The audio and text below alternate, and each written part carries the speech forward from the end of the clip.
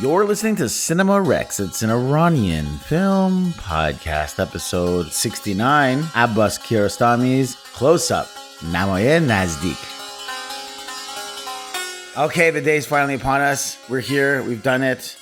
Right before we introduce our guest, which I'm really excited about, Farhan, why don't you talk a little bit about what we did last night? The public stuff, not the private stuff. Also, hi Kaveh, how are you? Durud bar shoma dostan aziz. This is a Cinerex podcast where we talk all things Iranian film, cinema, television, writing, acting, directing, performances, flowers, identity motorcycles, impersonations. Mistaken identity. Was it mistaken? I don't think it was quite mistaken. It was quite deliberate identity. I'm Kaveh Mohebi. And I'm Farhan Moradi. Farhan, I'm really excited to introduce our guest returning. But before that, tell the fine listeners what we did last night.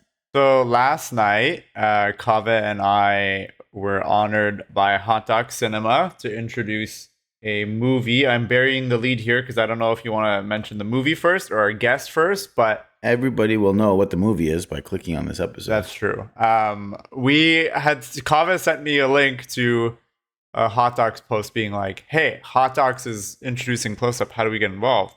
And Aisha Jamal facilitated our introduction to the team at Hot Docs, where we were invited by Vivian to give an introduction.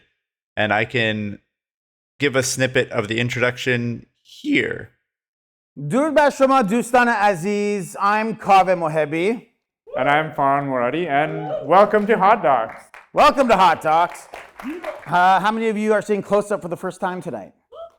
That's a lot of people. I think together, Kaveh and I have probably seen the film 7 times. Yeah, if we combine it between us, we've seen it 7 times because I've seen the movie 7 times. I have never seen the movie before.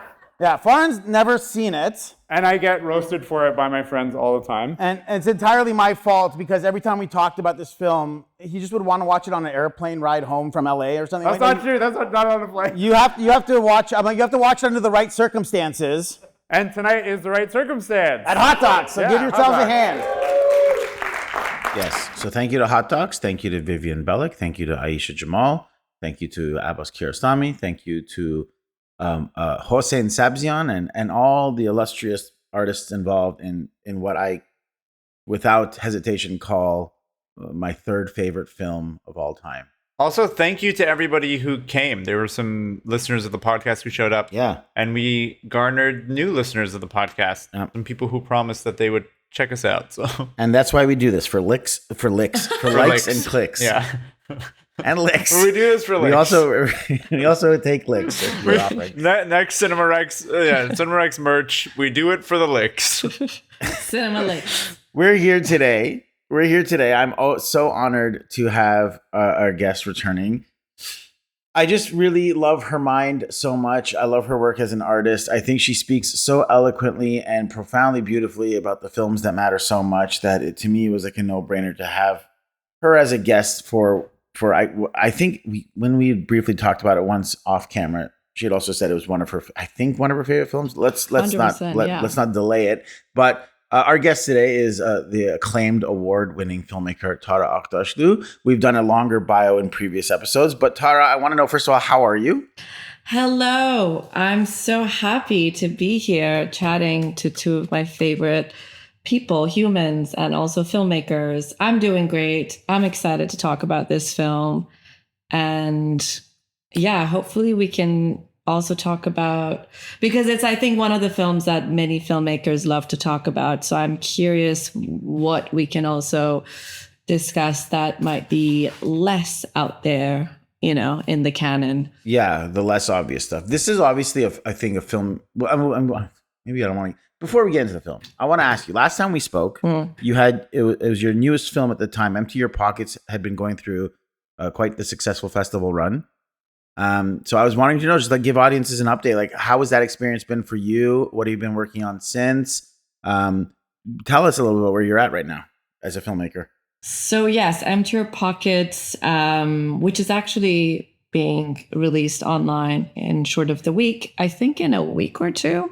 Pretty soon. Oh, great. Awesome. And I'm working on my feature debut, and I'm also making a short film, which sort of I wasn't planning on doing another short, but a lot of shit has happened in the past 6 months. And I think it was sort of a impulsive, inevitable response that was quite personal for me. Yeah. So that's going to camera in October. And I'm also writing another feature script. So just my motto is be so busy that you can't actually think about life or anything else. And I guess I have to learn a little bit more from Kiarostami about just slowing it down and observing and taking stuff in. So it's a balance. But yeah, I'm busy. I'm excited to be busy again after what was a horrible few months with the war and everything with Iran. So that is my update. Well, it's interesting that you say you're learning a little bit or hoping to learn a little bit to be more like Kiarostami, because I'm going to jump a little bit ahead to trivia to what you're saying. Because last night when we were introducing the film, I had mentioned that Kiarostami had heard about this news article about Sabzian impersonating, and he sort of was so excited about the story that he dropped what the project he was working on to start filming this documentary Close Up.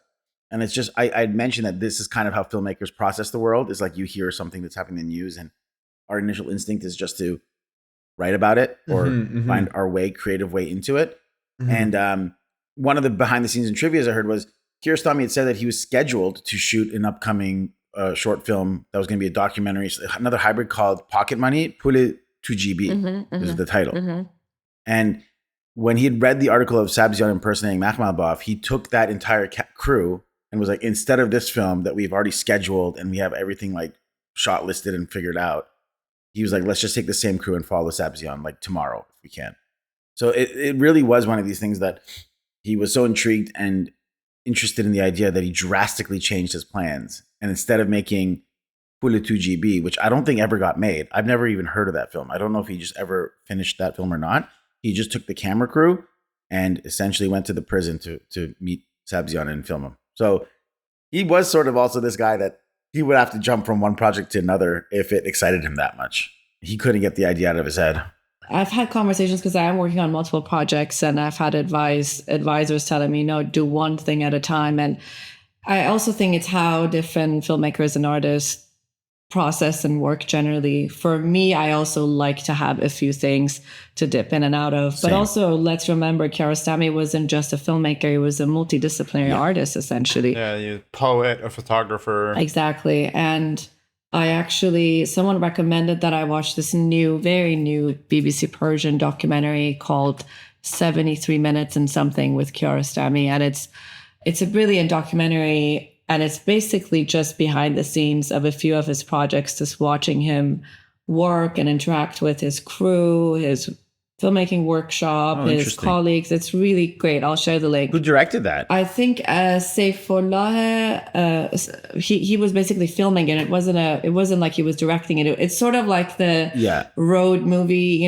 rock and rollers have, the tour videographer, but it's brilliantly shot, beautifully edited, very much, you're in his world. And you watch him, one moment he's reading poetry and working on that poetry collection that he worked on, which was an edit of Hafiz, the famous Persian poet Hafiz. And the other minute he's shooting some videos, then he's taking some photos. So it's a way of being also, which is like you're just all antennae are out at all times. Yeah. And I guess the art of it is when to drop what for which. And I think that also comes with a bit of experience. Yeah, I often wonder if I have a very similar work pattern. I work on like 9 different projects at once. And I think it just helps. Maybe I have undiagnosed ADHD, and maybe it's one of those things that I can be truly excited about something for several hours at a time. And then I don't want to see it for 5 days. Yeah. So I have to kind of jump from project to project. But is the film you're talking about? Yeah, Saifullah Sabzian. Yeah, Sabzian. Yes. And this sounds interesting. I haven't heard. This sounds like a future episode for us to do. Yeah. Rex, because this really sounds cool. Yeah. From what I'm reading, let's dive into this film and talk about everything that we've been wanting to talk about. I'll dive in with a plot summary, and then we can go into our reactions. You cool? Yeah. Good? Yeah. Let's do it. This is the plot summary I just took from Rotten Tomatoes because it was kind of the most succinct way to explain this film without going overboard with trying to explain it. But quite simply, plot summary, close up. While reading a screenplay of the film The Cyclist by Iranian director Mohsen Makhmalbaf on the bus, Ali Sabzian, a cinephile, strikes up a conversation with a family matriarch, Mahrukh Ahenkha. When she tells him her family admires Makhmalbaf's work, Ali pretends to be the filmmaker to impress her. Becoming friendly with the Ahenkhas, Ali tells them he's preparing a new movie, but when they uncover his true identity, he is arrested for fraud. This film reenacts the true story of the incident and subsequent trial for fraud, with Sabzian and the family playing themselves. It has an 89% Rotten Tomato score and an 88% audience score, which I think is actually criminally low. This should be 100 and 100 across the board, in my opinion. Yeah. Well, I think we can discuss why it may be low because I have some ideas on the rewatch. Yes. Yeah, absolutely. And just as a little fun thing is, like we mentioned, the movie's called Close Up and Nemayin and Sdik in Farsi, but there's actually a very funny translation to it too in this documentary called Close Up Long Shot, which I'll go into detail about. All the people who were from the village that Sabzian knew, they called the film Kelos Up.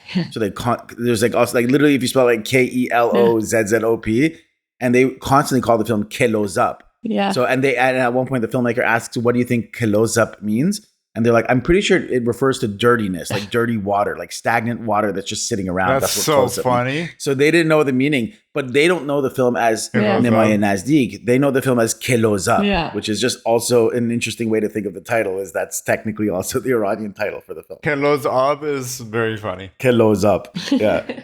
All right, so with that, no more further ado, without wasting another moment, Tara, what do you think of Close Up? Dive into it. Okay, I think the best way to give you my first reaction is my reaction to this log line, which is it fails so heavily in capturing the film in every way. Yeah. One of the, like it kind of sounds cool and interesting and a little bit of a thriller and controversial that it's based on a real story.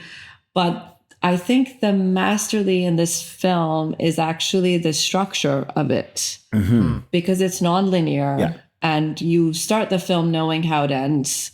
And there is even this concealment of the moment when the reporter who's broken this news arrives at the house of this sort of well-meaning family, and you're kind of going on these loops, so you kind of start there, then you go back, you see Kiarostami meet Sabzian, but then you go, so you keep going back and forth.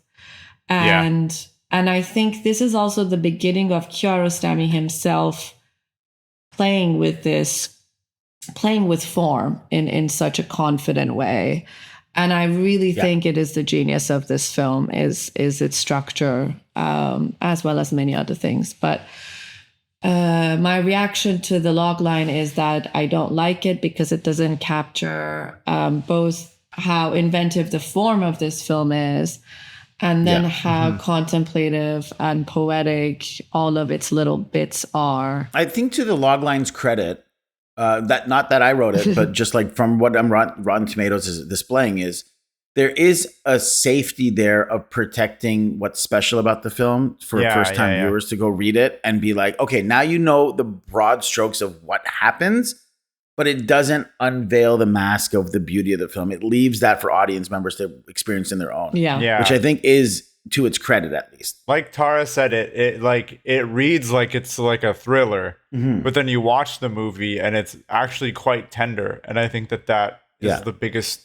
strength of this movie. I was surprised by how tender it was and how sweet and charming and endearing everybody is in the movie. Yeah, I cried during the screening. I told you last night for the first time ever. Maybe it was seeing it in theater with a crowd.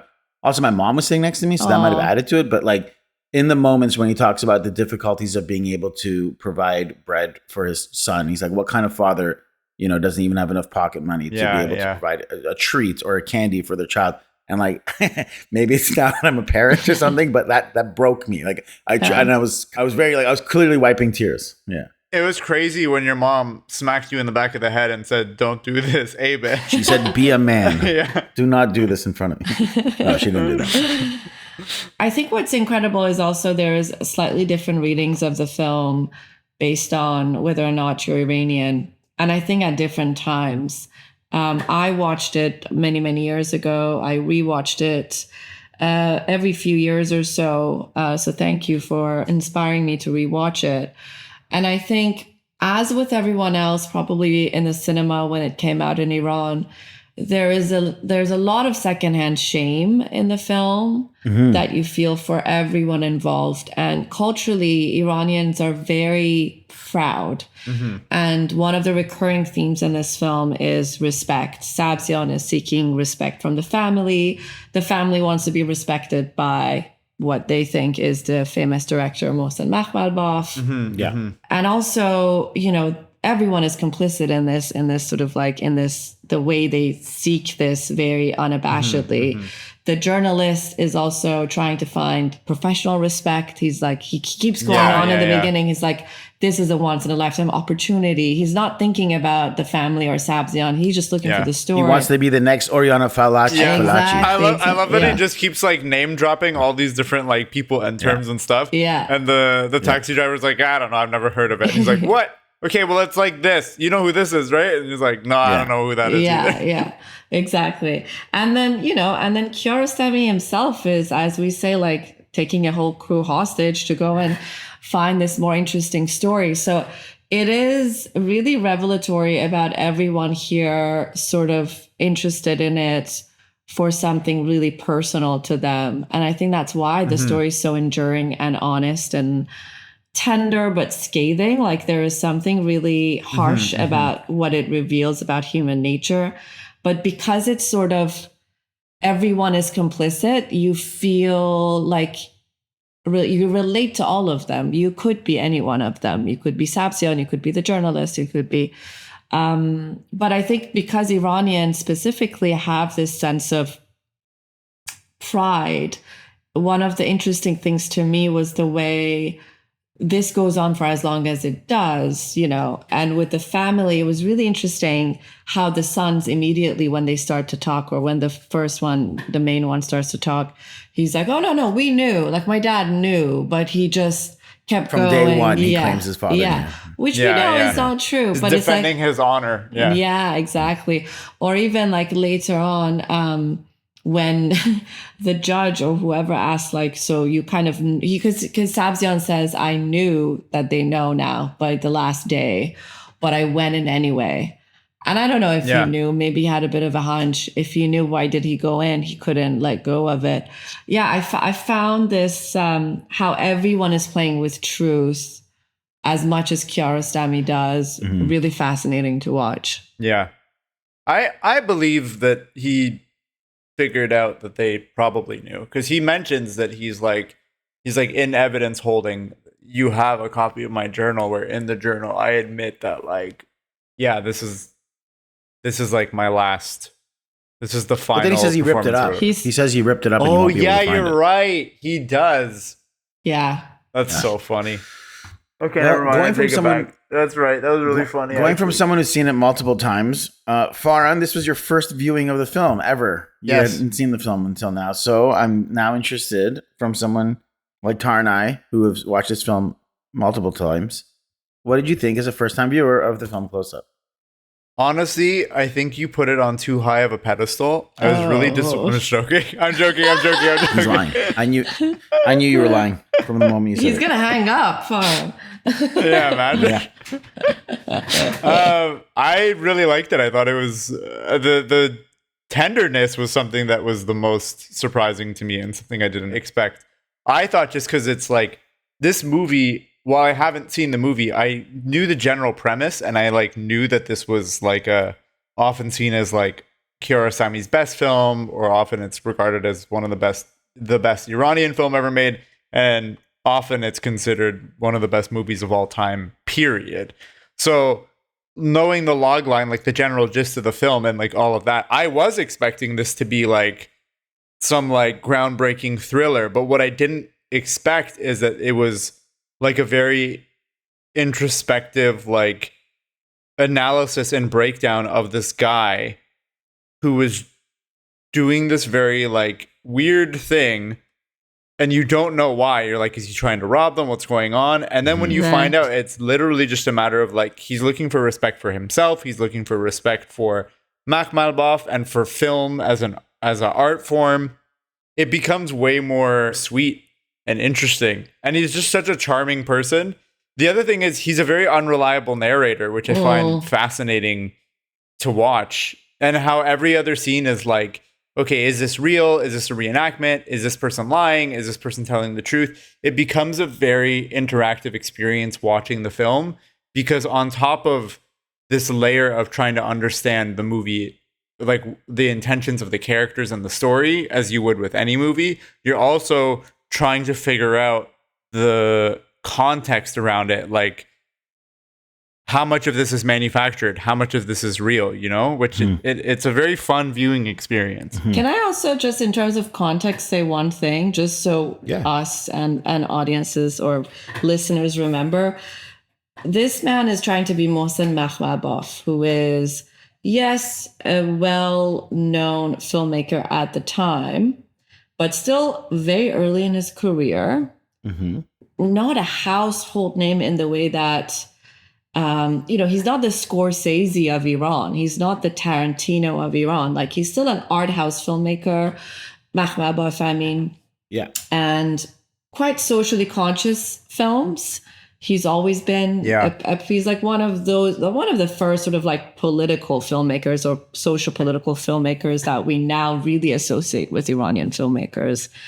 It's really interesting to me how this man who is very, very poor, you know, I mean, we can learn a little bit about his circumstances later when we see his mom, comes from a very different background and class to, let's say, the Al Kha family, who seem to be a sort of business, entrepreneurial, like industry family. But it's just so interesting to me that Sabzian picks Makhmalbaf.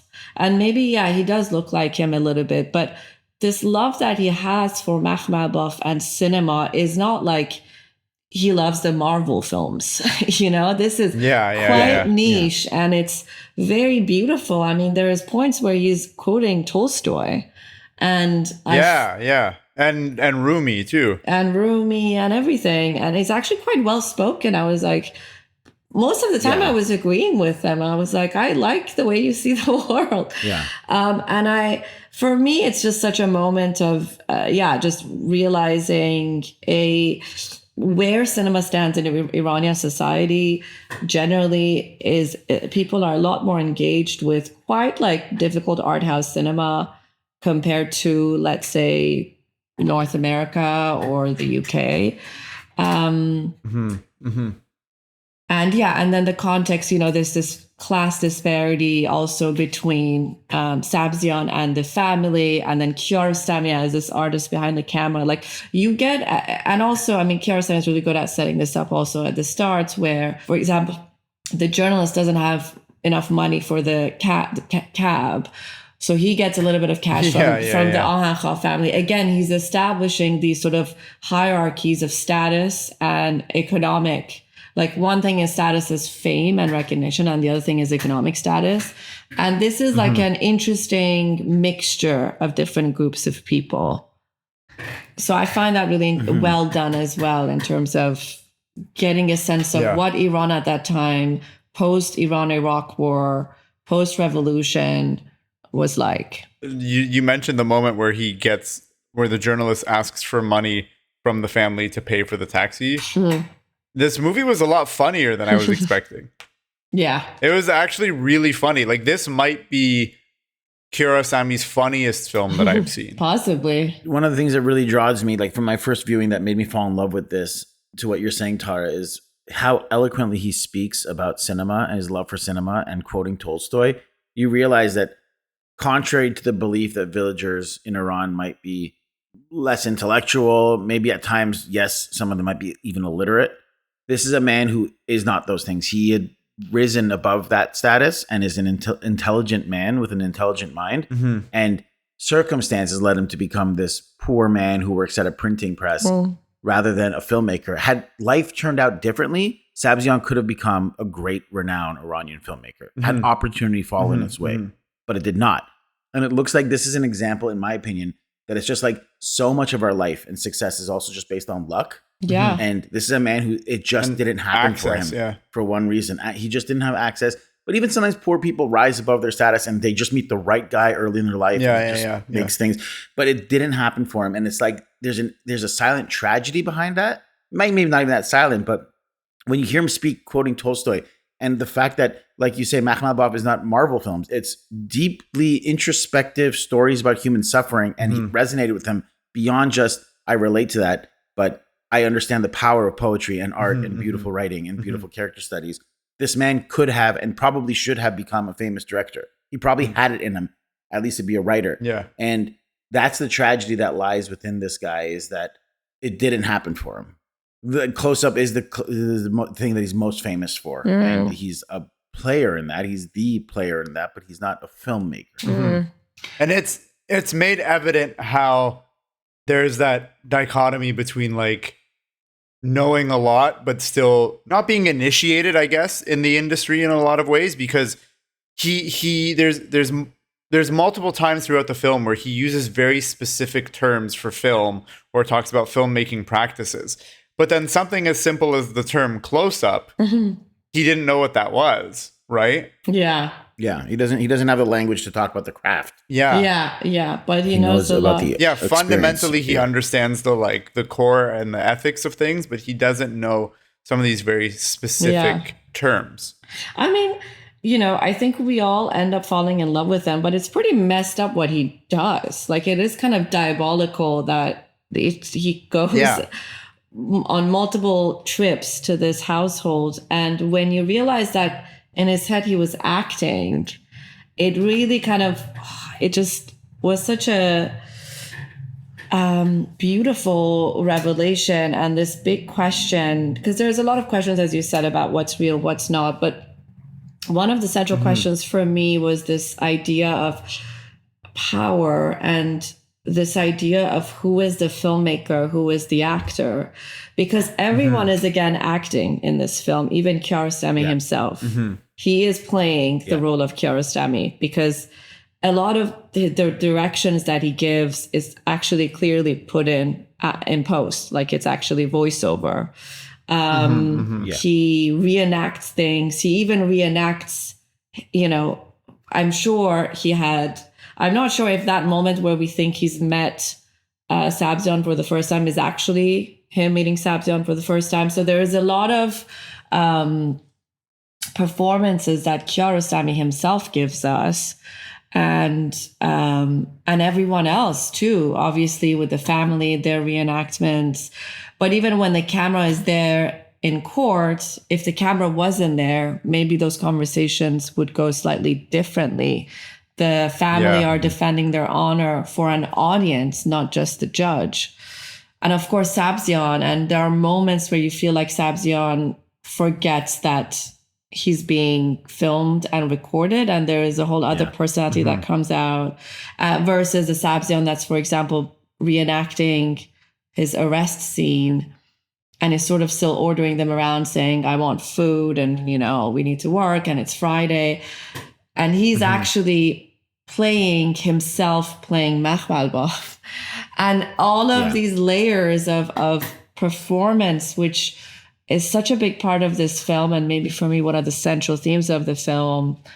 And it's such a commentary on life itself, but also on again, Iranian society at the time, especially a time where so much change was happening. The revolution had happened like 10 years prior. There was 8 years of a war. People were just coming out of it, coming up for air, sort of the economy opening up slightly, and everyone now performing this new idea of what this country was, like this Islamic country or whatever. So there is a lot of imagination, performativity in Iranian society. That is one of the truths that the film, I think, captures so well. Can I jump on what you're saying there? Because this is a really interesting that Kiarostami, as you know, did his entire career with blurring the lines between reality and scripted fiction. He does this multiple times in even the Coker trilogy. And I pulled out a quote from when I watched this film with commentary.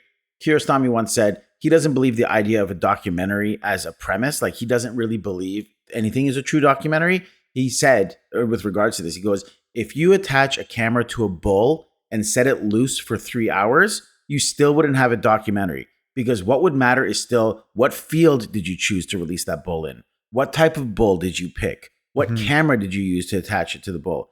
And of course, you're only seeing one point of view then. So you're only still seeing the bull's point of view. Yeah. So he said the idea of a single point of view is absurd. And anything you even try to document it, by the mere act of documenting it, breaks that reality of it, because you're making these conscious decisions.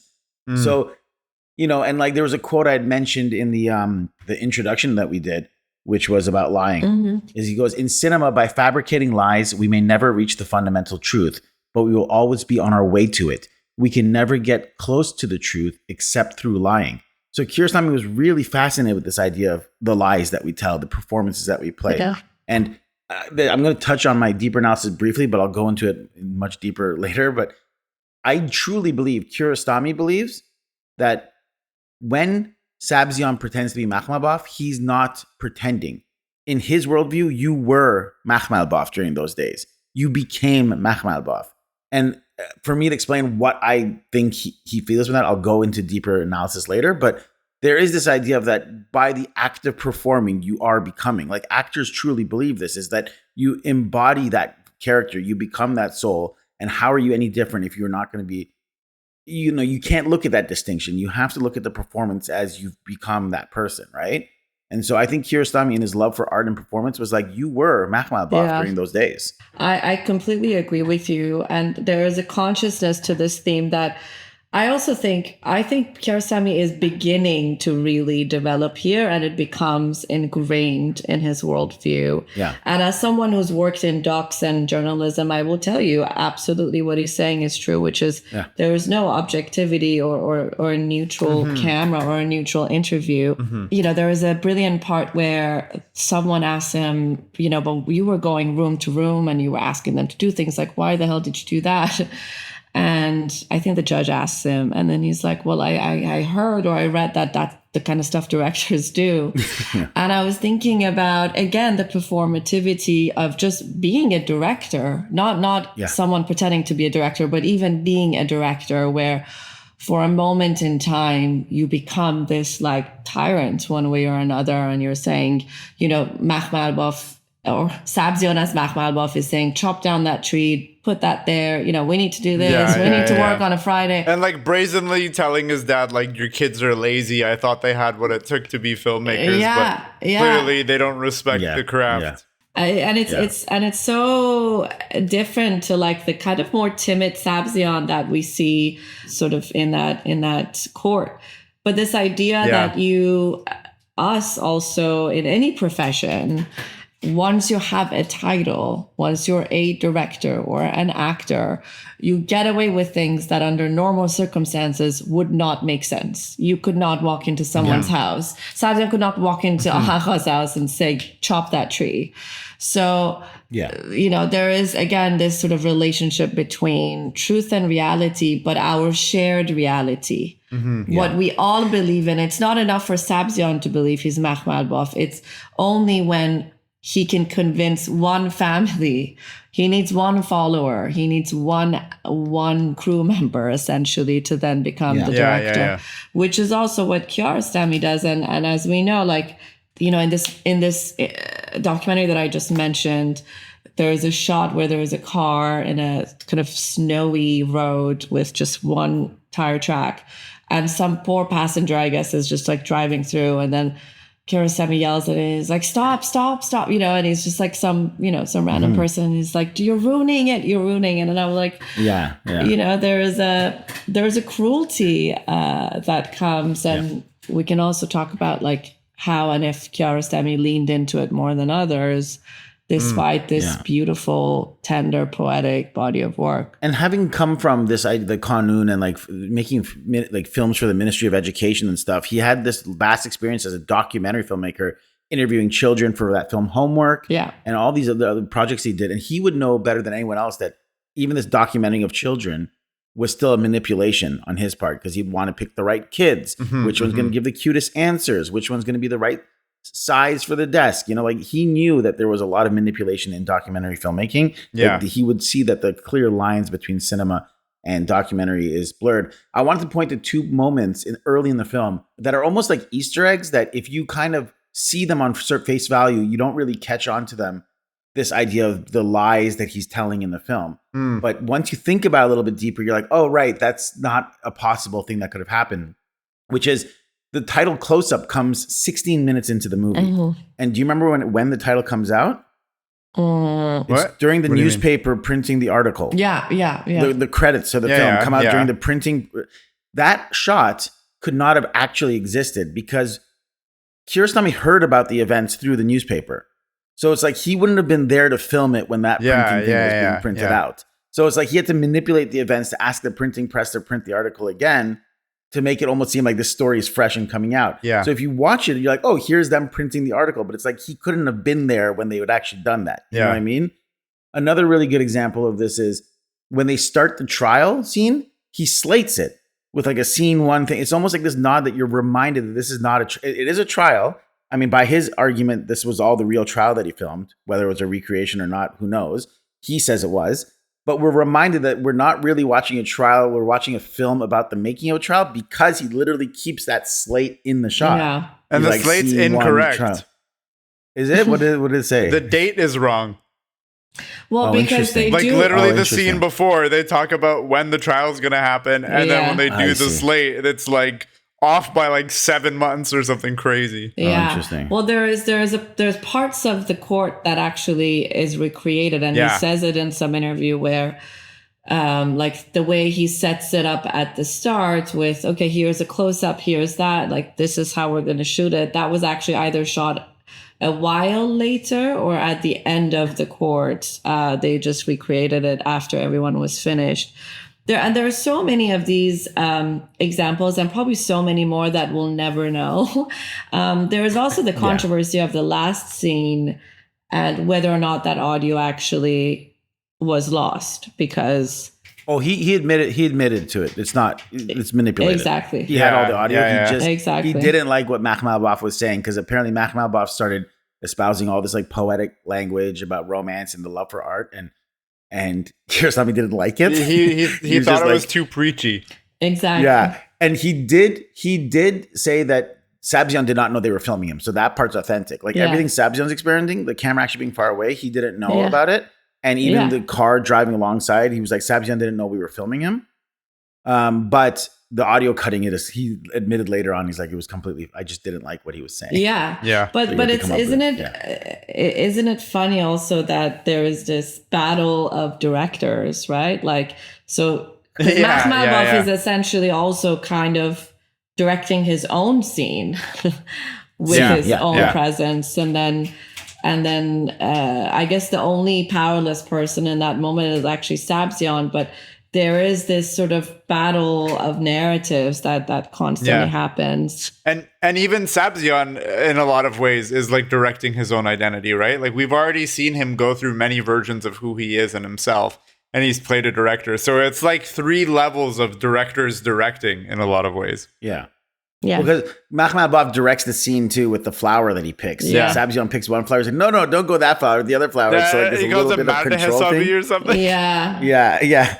And the funny thing is, according to the audio commentary, which I'll touch on later a little bit, they had a falling out after this film. Makhmalbaf and Kiarostami had a fall. Like, this was sort of, they became stronger or greater rivals as filmmakers in Iran, but they had a better relationship before this film than they did. Oh, afterwards. interesting. Well, What caused that? I don't think it was the events of this film, but they apparently weren't as close after the making of this film. when they started, Makhmalbaf was more famous than Kiarostami and more of an illustrious filmmaker. I think their careers also changed a lot, and they became very different types of filmmakers. Yeah.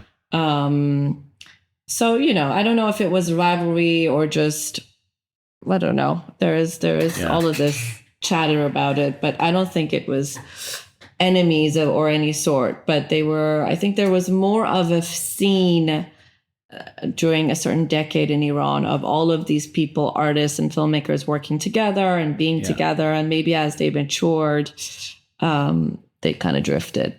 this was the film that put Kiarostami more on the map internationally, more so than Where's the Friend's House? Yeah. Like, I mean, globally, because Taste of Cherry would be the next level up he did, but that's not for another 7 years after this. And Where's the Friend's House did kind of make him a household name within Iran and parts of the Middle East and Europe, but Close Up had actually catapulted him globally as like, this is a filmmaker to really watch this career. But then internally, not many people loved it, actually. I think people within Iran, within Iran, apparently it was actually seen as more of journalism.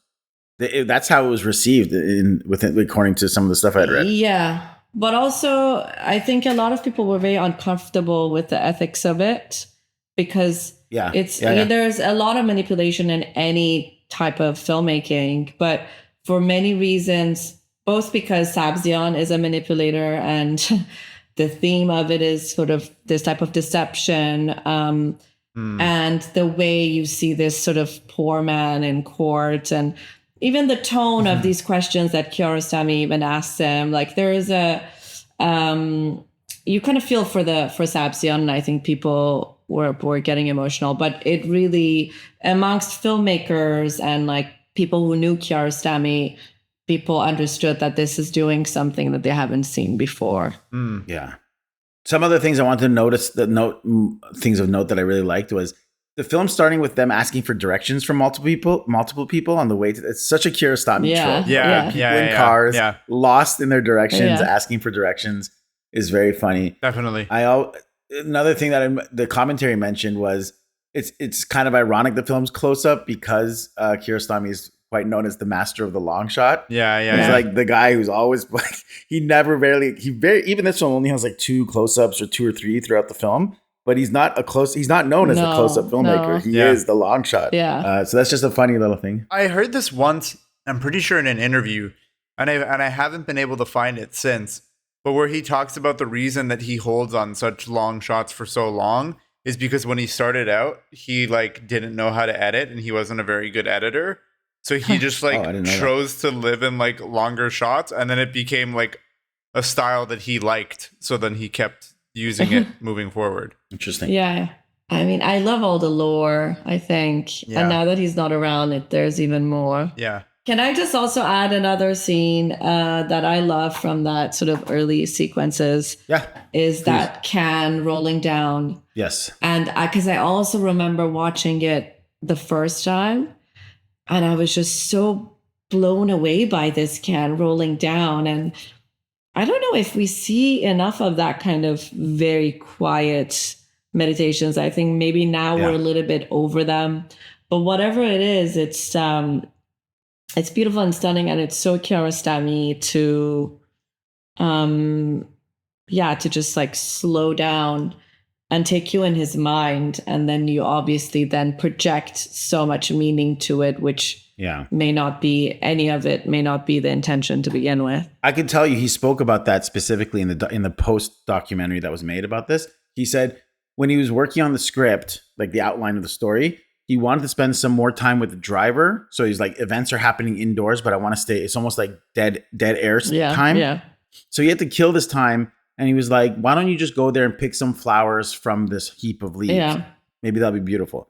And he saw this can sitting there, and he said, I wanted to indulge my childishness and decided to have the actor kick the can down the hill because he thought, I may never find again such a nice street and a nice empty can on such a lovely afternoon. What a perfect opportunity. And he said that he read later on a lot of theories. They said people have a lot of strange theories about the can. That the can was supposed to represent Sabzian, that he's hollow and now rendered useless because he's like, or maybe it represents the ex-pilot who's the driver because he's no longer fighting in a war. So maybe he's hollow and useless. He's like, or maybe that apparently he had heard someone say he's been canned, like this pilot has been canned from his job. Yeah. And he's like, all of this is nonsense. I just liked the way the can looked down the street and wanted to film it. That's it. And it gave an excuse to stay with the driver longer. Yeah. And then when he has the reporter later on get excited because he gets tape recorder and kicks it again. But it's like, it's not anything deeper than that. He just liked it's like the apple in Wind Will Carry Us, right? It's the same thing. Right, where he just liked what it looked like rolling through the frame. He thought it looked cool. But I love it. I love it because I think this is sort of maybe actually in a quieter time when we wouldn't just look at our phone every time we were waiting for something. But Yeah. there is so much of that if you just sit and listen that becomes so interesting and exciting. And I think you have to, that's really, I think, the essence of his poetry.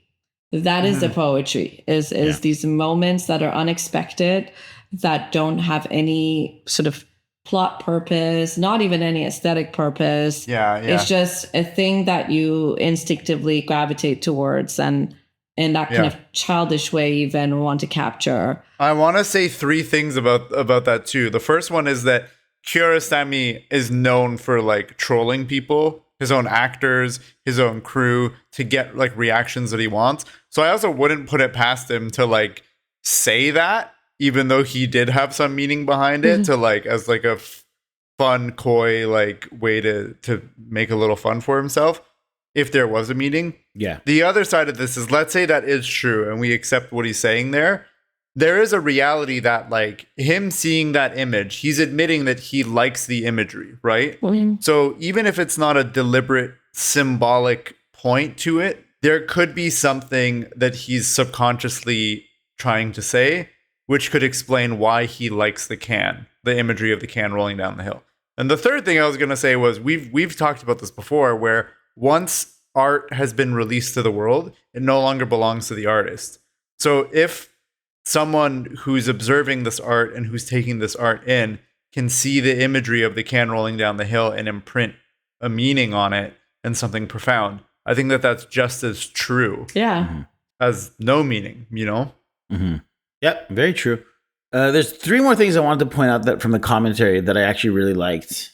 And then I'm done for reaction stuff. But there's a really interesting point that one of the people makes in the commentary is there's a mutual attraction that the poor are drawn to the wealthy and famous, but in a similar way, the wealthy are drawn to the poor.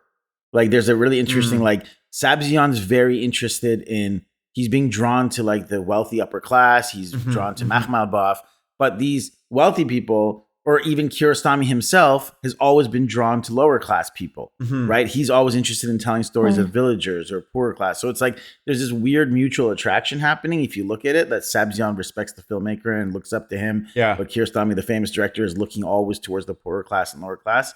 That's just an interesting thing that they brought up.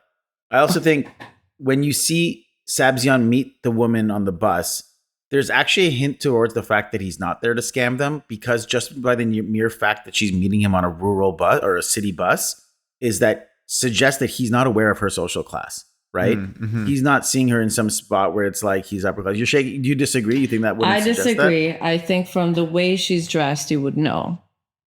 You would know. Okay, interesting. Yeah. But she's not, she's not, the fact that she's taking a bus is a bit, it's like middle class, you know, but you can tell from the way she's dressed. In the follow-up documentary, Sabzian said he just wanted to, he wanted to be a prophet to the words of Makhmalbaf. Like his only intention was to spread the word of that film. Like he just wanted to be a promoter of that film. Was his initial intentions, was if I could get more people to fall in love with Makhmalbaf, I'd be happy. So that apparently was his initial intention on the bus. Yeah. I think, listen, Makhmalbaf, I think, has definitely a sort of like throughout the years, and I know him very well, and he's a mentor of mine. He is very inspiring because he is very conscious of sort of reflecting people and their pains on his screen and in his work. Yeah. So I think there are a lot of people like Sabzian who really, really respect him for putting so much effort into that.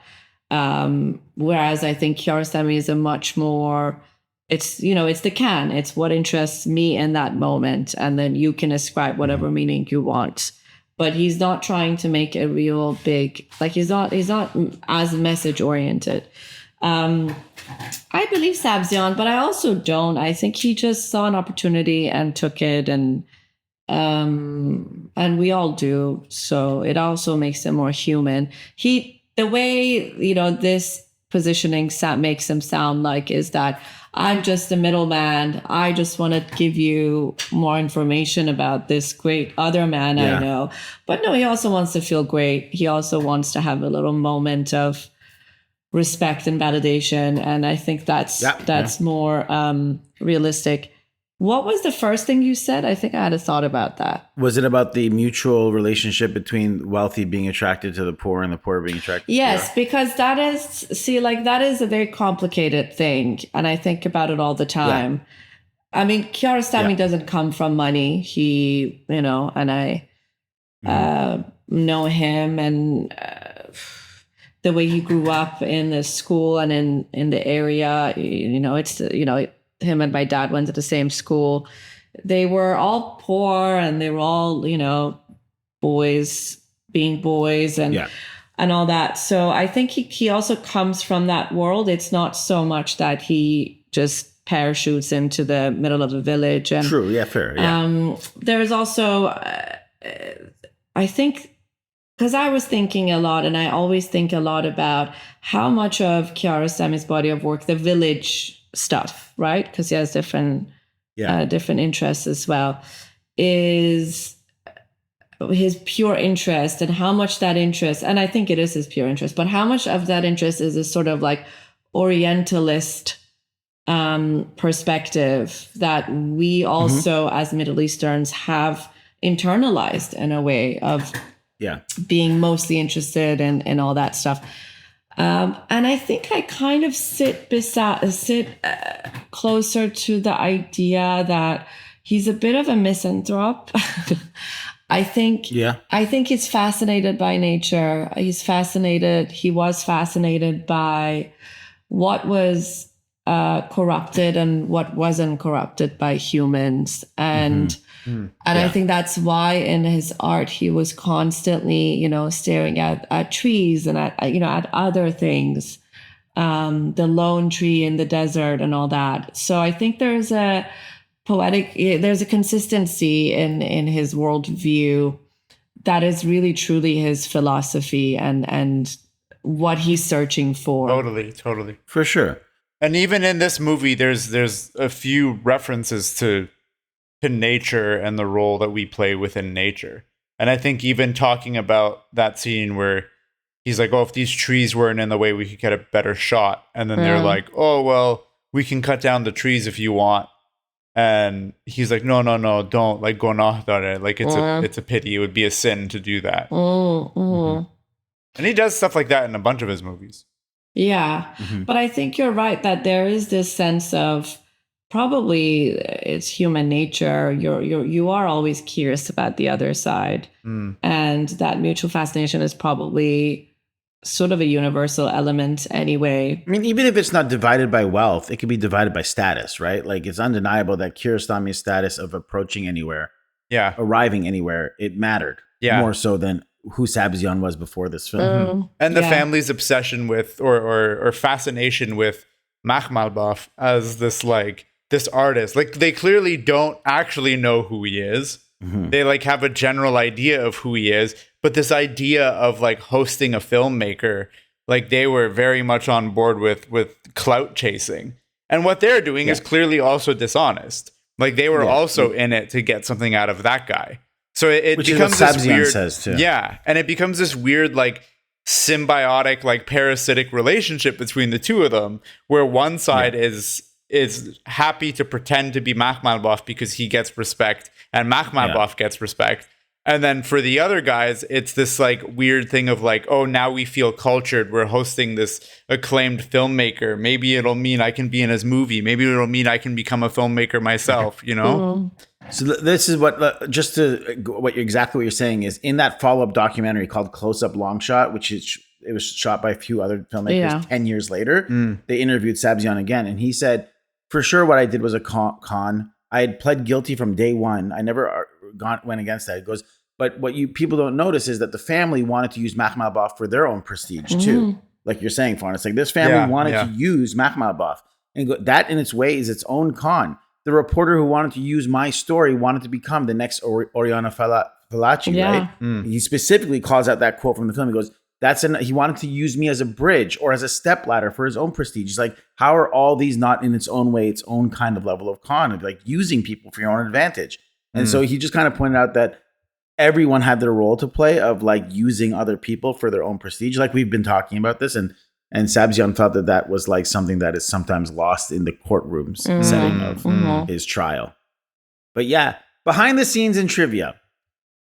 Sabzian reportedly fell into a deep depression after the film. He felt deeply alienated in public, and he spent the final years of his life selling DVDs on a bus in Tehran. According to the 1996 documentary Close Up Long Shot, which interviews him, he didn't like the attention the film had brought to him, and he became massively famous in perhaps not the greatest way. Well, I mean, it's just tragic. I think Sabzian, his whole story and what happens to him after this is really tragic. And I think, again, to me, it's symbolic of just life and how these ambitions and these types of industries that deal with status and fame and visibility, just they're so ruthless.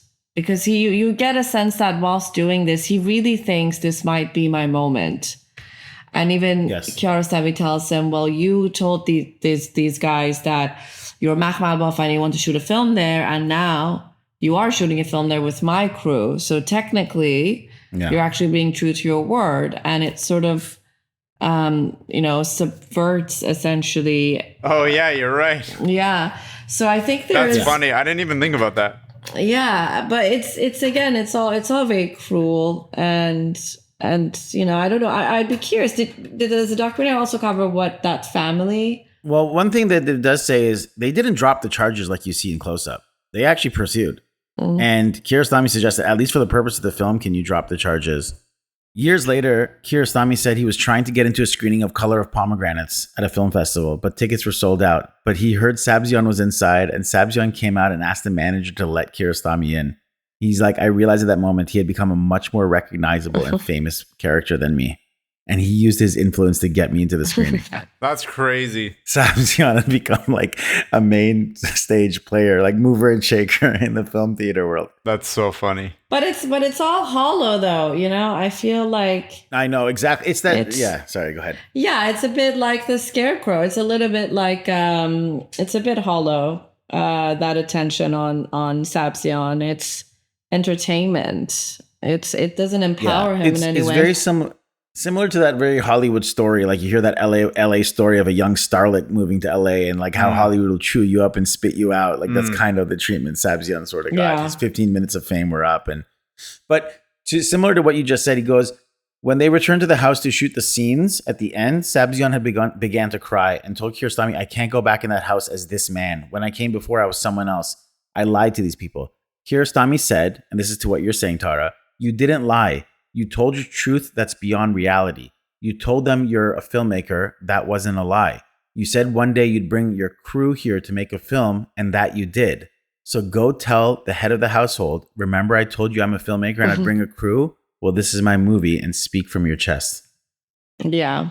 Kiarostami, like you're saying, like, at the end, what Sabzian had promised came to fruition. They filmed the film there. And I think it really, that kind of worldview, which as I said, I really share, really does come from trying to capture truth as plainly as possible first, only to then, like in the form of a documentary, only to then realize that you can never do it. And then where and how you then let yourself lean into the fiction. And the way he does it, I mean, what he recreates, like we said before, because also like a lot of the way Kiarostami would work with directors was situational, which I find very inspiring as well, which is, we just create the circumstances and give prompters and just let these actors and humans just do the rest of the work. But also there is a sense that I can definitely see, for example, with the driver or that first scene, that those two are not professional actors. There is in my head, Kiarostami is giving them line readings. That's how they're delivering those lines. They're like quite contrived. Like you just feel like they're just saying something. And that's just like, I guess, the compromise there. Yeah. This is going to what you said at the beginning, Tara, about the structure of this film. This is according to Kiarostami himself.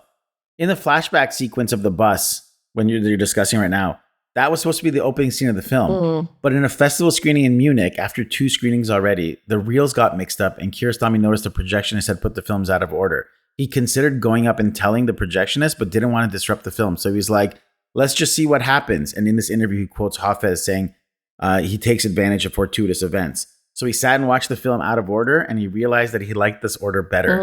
So he decided after the 3rd screening, he's like, this is the version of the film I want. So the 2 scenes, the 2 reels that were out of order was that bus scene was supposed to be the opening scene. To which actually Jasmine Mozafari, when I told her this last night, pointed out, she's like, actually, if you think about it, Close-Up's opening scene is like a nothing scene. It's a the man leaving the Yeah. police station. It's very it's inconsequential. Yeah. The other scene was, I think, the scenes with the journalist going into the house, and then you don't see what happens, and then later in the film you're seeing the other side of that. Those 2 were supposed to be paired together. Yeah. But that was the other mistake the projectionist made. He's like, okay, I actually like the version, and to his credit, I think it is better this way. Yeah. I think it's better this It's way. cool. Totally. Because in that first scene, what ends up happening is this guy is basically talking about like, oh, this is going to be a great story of the century. Like everybody's going to talk about this. Like, well, he's just like alluding to this like really crazy thing that's going on. And like little by little things are unraveling because we're like starting in the middle of the movie. And it's, I found it really interesting how it's told in a non-linear way. I wasn't expecting it. Because again, I came in like pretty blind, but it was cool to see. I can't think of another Kiarostami film that does that. That like is non-linear like that. Something that has happened in the past that has a lot of relevance for this moment. And you must at least know the general plot of what happened so you can then appreciate the court. He doesn't have this type of self-referential plot lines in any of the other films, you know. They're more reactive and spontaneous, at least in the way you experience them. So And I reflective. think, and reflective, and the fact that this is like a real person. So there is I think the way he's approached it is probably also different because of that. Yeah. But yeah, like I said, I love this. I love the structure. As you said, the opening scene is just completely weird. Like they're not characters we have any type of attachments to, and even the performances aren't really great. But I think it's a little bit, it also, as an audience member, and I keep thinking as an Iranian audience member, it also kind of reveals or preempts our fascination with salacious stories. I think it kind of points the finger at audience a little bit and says, this is also your fault, because this is, you love this kind of stuff. You love the salacious story, and the journalist is just a conduit between you and some weird, random, salacious story. Just to add what I had said earlier, this is a direct quote from Sabzian 10 years later. He said, when talking to the woman on the bus, I had only meant to publicize the film. When she asked me if I'd written it, I said yes. She asked if I was Makhmalbaf. I said yes. And at that point, I could feel the clothes I was about to put on were too tight for me. But the pleasure that role gave me continued. The clothes burst apart at the very moment I was arrested. The buttons popped off and I emerged. And at that moment, I no longer liked myself because my actual clothes, no longer fit. Yeah. I just love the way he speaks. Yeah, he's like, this guy, he's like a poet. Come on. Yeah. Yeah, he's really what an interesting character. But he died in abject poverty. Although, many artists have a similar fate. It's very rare that you end up. I'm surprised he didn't become a filmmaker. Because after this, He just didn't have the means. I know, but he became pretty famous afterwards. But he said he He doesn't want became to more be infamous than famous. Yeah, I guess he that's didn't true. want to be a filmmaker. Remember, he wanted to be an actor. Yeah, and Yeah, and that's again, true. it's not impossible. Makhmalbaf himself came from nothing. He learned about cinema whilst in prison, reading about filmmaking. On his death, regarding his death, Kiarostami had actually lined up another project that he wanted to work with him. It was another documentary, which had him at the center of it, not about this, about something else. And they were starting to work together. They had organized a day for location scouting. That day, he realized Sabzian didn't show up, and he thought that Sabzian's mad at me. That's why he didn't show up. He had heard from his child or wife that he had an asthma attack that day and was rushed to the hospital. Kiarostami got updates on his condition and realized that he had fallen into a coma for 4 months. Yeah. And during the coma had a heart attack and died at the age of 52. Oh, So he was hours away from planning the next project with Kiarostami. They were going to do something together. Well, at least he And it died didn't knowing that he was going to do another project. There was something else, yeah. Some of this is from the commentary for the film with the Criterion Collection. It's by Mehnaz Saeed Wafa and film critic Jonathan Rosenbaum. your boy. Yeah, Rosenbaum's my boy. Yeah, they co-authored a book called Abbas Kiarostami. So they're the ones who do the commentary if you ever wanted to listen to it. It's really enlightening, actually. Kiarostami himself had said later on that Close Up is his favorite of his own movies. He said it's the only film he can watch as a spectator and get emotionally involved in. The rest he can't. And he said somewhere I was reading that it was the film that he learned on the most. And I do think it's Yes, he called it his film school. It's the slipperiness of it, you know, there's a lot, like, I think the hybrid quality, just, you have to be so reactive. You have to be, so on it and spontaneous. And I think that is such a good skill to have as a filmmaker. Yeah. Yeah, he said this is his own personal film school, and he said, in my entire filmmaking career, it was Sabzian that gave me the most grief. In those 40 days of shooting, he was very stubborn, suspicious, and distrustful of me. Love it. Which, like, also granted, given the conditions. Yeah, love it. Like, probably warranted to be a little bit suspicious. Ironically, in a weird coincidence, a similar thing had happened in the US at the exact same time, where a young black man had claimed to be the son of Sidney Poitier. And he moved in with a rich family, saying he was going to put the family's son in a Broadway show. It was written about and later written about in a stage play and then made into the film 6 Degrees of Separation.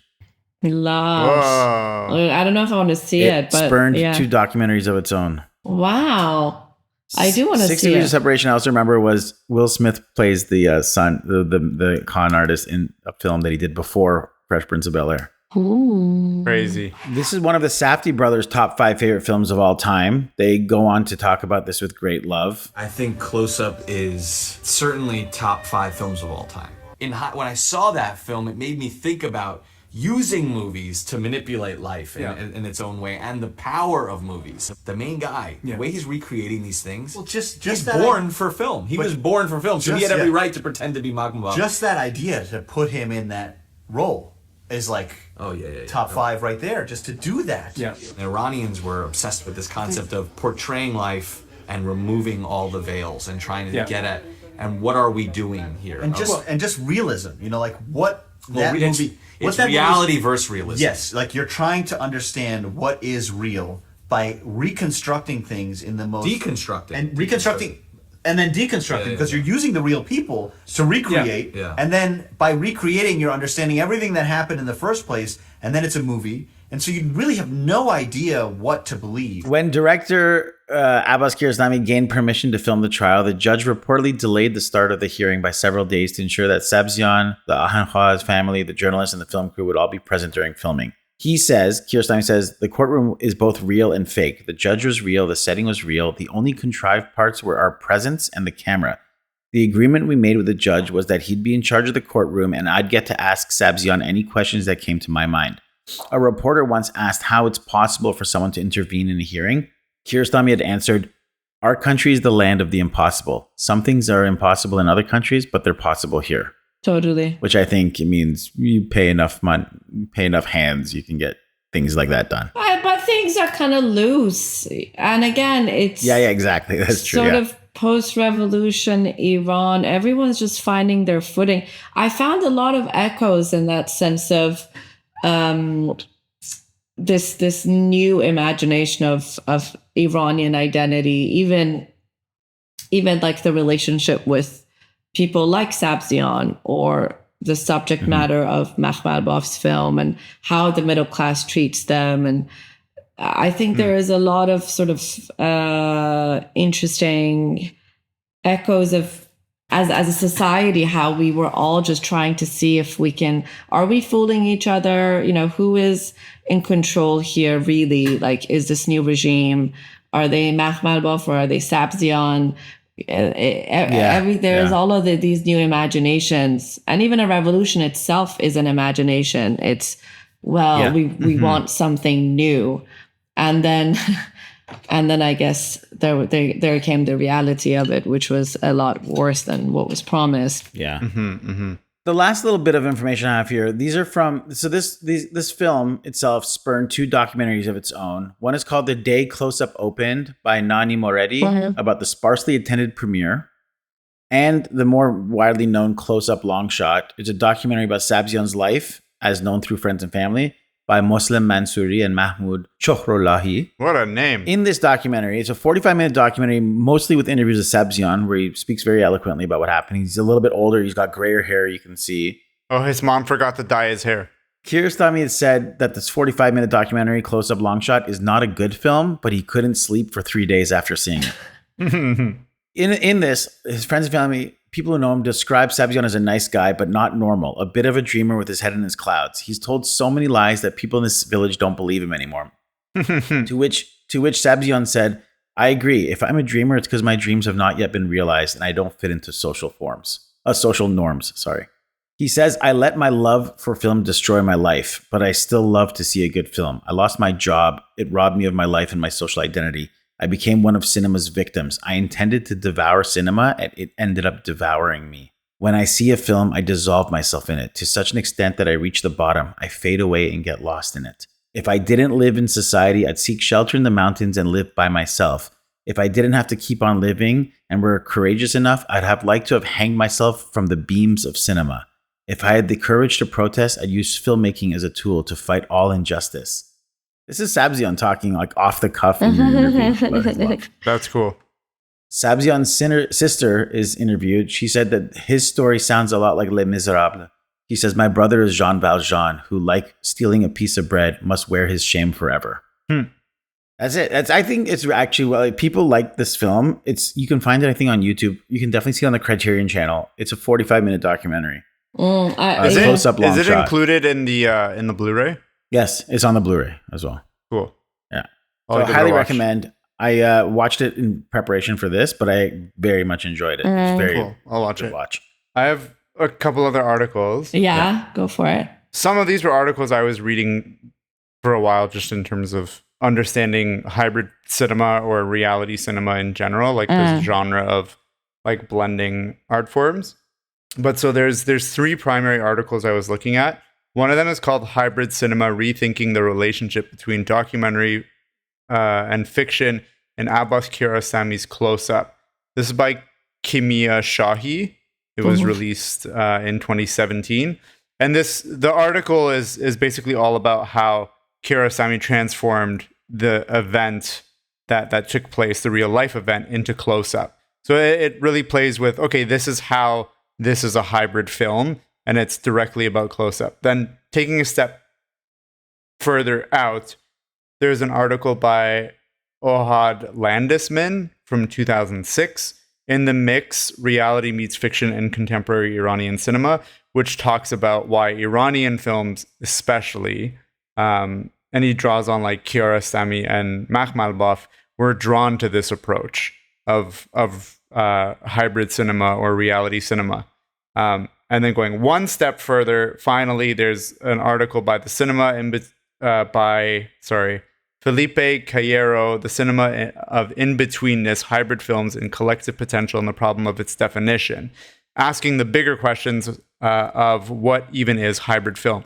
So I would recommend, if people have the time, read these 3 articles, because one is directly about how Close-Up is this hybrid film. How the second one is about how Kiarostami and Iranian filmmakers in general are really drawn to hybrid film. And the third one is about, well, what is hybrid film? When is it applied correctly? When is it misapplied? Because a lot of times I think people will often misuse certain terms, like they'll call something cinema verite when it's not. They'll call something hybrid film when it's not. But it is really fascinating diving into these 3 articles to see how these things are defined. And the general crux of things that I understood, especially from that last article by Felipe Cayero, the argument that he makes is that the reason it's so hard to define hybrid film and reality cinema is because by its very nature, it is a genre that does a lot of blending across a spectrum of like where truth ends and fiction begins.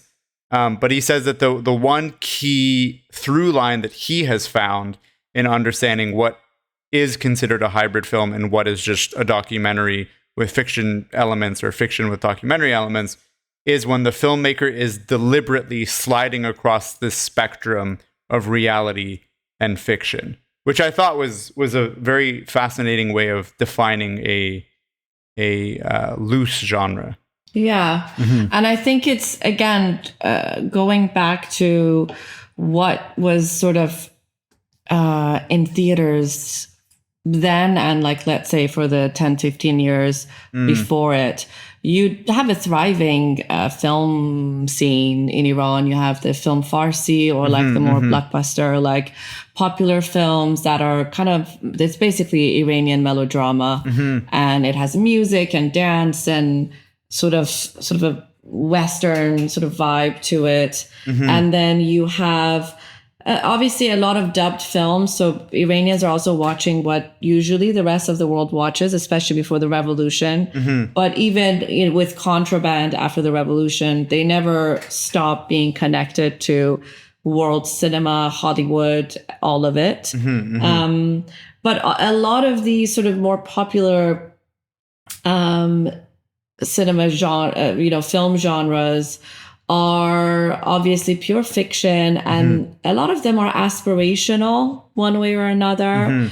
The women are beautiful, or the version of Iran is either it's like people are super fancy and rich and whatever, or it's like it's a dashakol, it's like the hero, working class hero who's going to defend the honor of his wife and all that stuff. So I think when we talk about Iranian New Wave and sort of this new curiosity with realism that starts just before the revolution and really, with Kiarostami and Qanun becomes such a part of like our language of cinema, was these filmmakers being really just contemplative and pausing everything to look and see, okay, what are we and who are we outside of either what the West wants us to be and look and sound like, which is like them, or what, other groups want us to seem like, especially in post-revolution Iran, which is these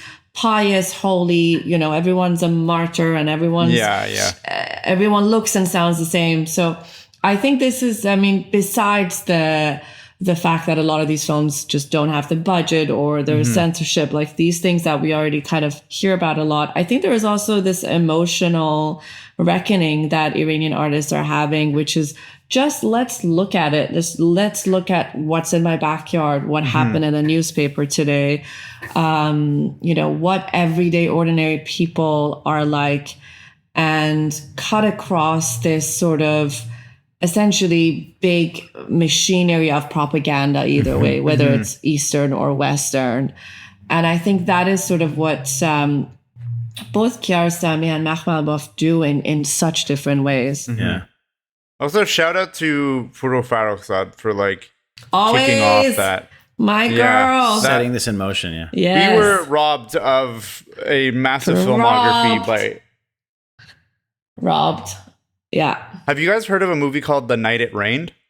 No. Have you heard of this? No, Tara? tell me. And this was something that came up in all three of these articles that I was reading. All of them mentioned this movie called The Night It Rained. It's a short documentary from 1967 by Kamran Shirdel. Yeah, Kamran Shirdel. Yeah. And I'll just read the log line. A documentary which explores what did or did not happen on a rainy night that a young boy allegedly saved a train from crashing. Oh, cool. So it's not. This is all these all of these articles talk about how this was a seminal piece of cinema in Iran at the time for hybrid cinema, but they all make the key distinction that there are no deliberately fictitious moments of the film orchestrated by the filmmaker. Yeah. So where it's fictitious is that there's multiple accounts of what happened, and because there's multiple accounts of what happened, clearly there's people lying within this. So this idea of like what is true and what is not, these articles that I was reading were kind of suggesting that like this almost acts as like an inspiration for this hybrid cinema that we see in the Iranian New Wave movement. But it seems interesting. We should we should do a dip into Kamran Shirdel and some of maybe the lesser known Iranian New Wave filmmakers. Yeah. I mean, not we. You should please do God's work. You should watch Come back. Even watching this right now, I'm like, this should be an episode. I feel like this short doc. It's 40 minutes, so it's like similar, or like 35 minutes or something. It's similar length to The House is Black, but it seems like it's a staple and a good nexus point for the Iranian New Wave movement that it probably deserves its own episode. Let's go critical reactions. And I'll just rapid fire through 4 or 5 of them really quickly. This was ranked number 39 in non-English speaking films in the critics poll conducted by the BBC in 2018. Number 39 of top 100 films or whatever. In 2022, Sight and Sound's greatest films of all time poll put Close Up ranked number 17 of greatest films of all time. Filmmaker Werner Herzog once called this the greatest documentary about filmmaking I have ever seen. I don't really want to go through the festival stuff. I don't think it did particularly well in the festival run. It won an award at a Montreal Film Festival and a few other things. And like Istanbul, it got the Fibreski Prize because all Iranian films get the Fibreski Prize for some reason. But it just didn't have a very successful festival run, which I find interesting. Cahiers du Cinema, in 2000 nominee for Best Film of the 1990s, put in 4th place. It was tied with Eyes Wide Shut. Oh. Twin Peaks for some reason, and not the movie, not Firewalk with Me, but the series. I don't understand why. And Unforgiven, 1992. So it was tied for 4th place of best films in the 90s. And in 1991, it was nominee for top 10 films of the year by Cahiers du Cinema. So really illustrious critical reactions. But I think this film had a stronger life after its festival run and theater run. Okay, deeper analysis. Tara, would you like to run with any deeper thoughts about, any... I only have deep thoughts, Kaveh. What are you talking about? Good. I know. That's why you're perfect for this. No, I just will, because I said a lot of different things, but so one of the features that I'm working on has a little bit of this sort of imposter or doubling or mirroring type of theme between two women. And so I've been a little bit locked into that and watching quite a bit of Kieślowski's films or other films that I find explore the same topic. And then you realize that we a lot of us explore this in one way or another. And so I was thinking about this fascination with it and this idea of just parallel lives or a version of yourself that would have been had you made one decision differently. Or, what if Sabzian was just had access? Or what if, so there's always this intrigue and curiosity about a version of yourself or a version of other people that would have been slightly different, or this idea that there is more than one person that is like you that exists, as in there's more than one you. Yeah. Because it's also, if you think about the perspective of Makhmalbaf, it's really jarring to think that someone has pulled this off for as long as he did and kind of looks like you. And I mean, he's been very gracious and sort of generous and giving to Sabzian since the film, but it is kind of weird to think that it happened and that it went on for as long as it did. So I don't know what it is psychologically or subconsciously about it, but I think it's a fear and a fascination that we all have.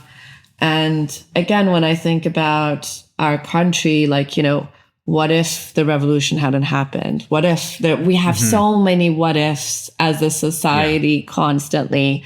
For me personally, it's what if I stayed in Iran? Or what if I could still go to Iran? Yeah. There's always this other version of me that has a different life. So in that sense, I really enjoyed it because for Sabzian, it's also, what if I was just a director? What if I'm that kind of person that could be a director? And yeah, I found that really beautiful and poetic. The sliding doors moments of it for you. So the opportunities that, yeah. Like I often think I think about this a lot with life where some of the people who become the most important people in my life, even the film school, I went and did my master's in England. And it's because I went to go check the school and the door didn't open. Someone opened the door as I was walking away. So I jumped in and signed up for film school. It was very weird. But I think Sabzian, this film exists because a woman chose a spot on a bus. Yes. Realistically. Had she sat 3 rows ahead, we wouldn't have the film close up. So that often makes me wonder of how many other moments like that have we been robbed of? How many other close-ups would have existed if life had turned out different? You know what I mean? So it's just literally close-up exists because this woman sat next to Sabzian on a bus. Yeah. She misses that bus or sits somewhere else, this film doesn't exist. And we live in this reality, but there is worlds out there where there's probably other versions of this kind of stuff happening that we don't get to experience. I think about this stuff a lot. Yeah. Farhan, what about you? Deeper analysis. There's that shot at the end of the film with the windshield, the broken windshield, and I was just really enamored by this frame of the frame within the frame that Kiarostami is watching, almost like this broken reality of Makhmalbaf and the fake Makhmalbaf, I see, yeah. Bonding together, driving through town with that broken frame. It's really this idea of shattered reality there. I thought was beautiful. Yeah, that's nice. Yeah, it's my deeper is that your deep analysis, or was that adding to Tara's? Because you guys had similar deep. That analysis. was one that I had written down as a big one. Yeah. Was that the imagery of that broken windshield? I thought was yeah. Mine is but going back to that quote where he said, "In cinema, we're fabricating lies," but it's we can never get close to the truth except through lying. And I kind of mentioned it. I touched on this a bit, but I think the film is interested in the idea of performance and what happens when performance overtakes morality or sensibility. And I mentioned that I think Kiarostami truly believes that Sabzian did become Makhmalbaf for those 4 days. And in other words, I wrote, authenticity isn't the opposite of performance. We're all sort of performing our everyday life. They say that, the family that brings them in, it's a type of performance. The filmmaker shows up. We often think that performance hides the truth, but Kiarostami suggests the opposite, that sometimes we perform because reality doesn't give us the language to express who we really are. So in that performance, we become a truer version of ourselves. Sabzian's impersonation isn't just a fraud like he's claimed, but it's a desperate act of self-authorship. He's trying to reclaim who he really is through this fake fraud act. So the film is suggesting that identity isn't something we reveal once the performance stops. Identity is something that we construct through this performance. And the irony is that the only person accused of pretending may also be the only honest one enough to admit that he's performing. Because Sabzian's on trial for performing. So he has to come to terms with the fact that he's a fraud. And yet there's an irony there that we're all kind of performing. Everybody here is putting on a performance. But Sabzian's the one being put on trial. And the irony being that he might be the truest version of himself because he's manifesting an ideal version of himself that he wished he was. You know what I mean? But it also... So that's my deeper analysis on that. Just to add to that, I think it's also important that Kiarostami is, of course, trying to reach truth, but it's not capital T truth, it's a truth. Because also, if any of these people were making a film about that experience, it would have been a different film with different heroes and different understandings. And I think that is the thing ultimately that for me is the sort of second line of that statement that sometimes you reach through a lie, is that it's still a truth. It's not the truth. Yes. Yeah. Great. Let's go to talk about our best scenes. Favorite scene of the movie. What's your favorite scene? Tara or Farhan? Taran. Kiarostami is pretty much just at that point talking to Sabzian in the court and asks him about, what is it that you think you achieved, or why did you want to be a filmmaker? And Sabzian corrects him and says, no, I actually wanted to be an actor. I was acting as a filmmaker. And I really love that back and forth because I feel like there is a thing about Sabzian that happens at that moment that's really, really raw. And Kiarostami keeps probing him and says, well, what are you doing now then? Are you acting? And Sabzian kind of gets a bit annoyed and he says, no, I'm not acting. I'm telling you how I feel. I'm putting my heart out for you.